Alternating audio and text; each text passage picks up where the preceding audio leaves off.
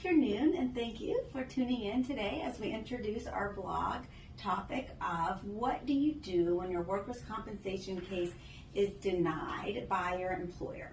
There are many instances of times when your employer may say we're refusing to pay for your weekly checks, or we're refusing to pay for your medical treatment, or we're just refusing to pay your claim, period. That is a time you definitely want to get an attorney involved as soon as possible. There are many reasons that employers deny claims.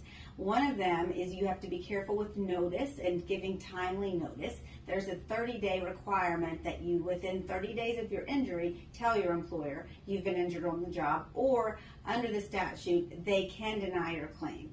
This one is a pretty lenient time limitation because sometimes you may have an injury and you don't know it for several months. So as long as you have a legitimate reason, usually you're okay on that one.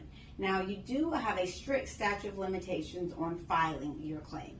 If your employer denies your claim and never pays a thing on it, you only have 1 year to file your claim, or you're barred by the statute of limitations in most instances.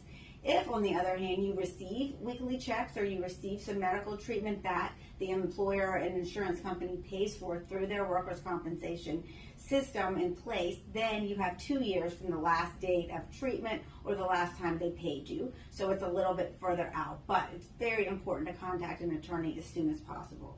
They can also deny these claims based on causation. They may say, yes, you injured your back, but we think it pre-existed, and we do not think the need for treatment is a result of the injury. And many employers aren't that savvy on, they just hear pre-existing and do a blanket denial. Most of those cases, as long as you had a pre-existing condition that was then aggravated and worsened, you would be able to bring a claim. It's called a new injury in Georgia, and you would be fine.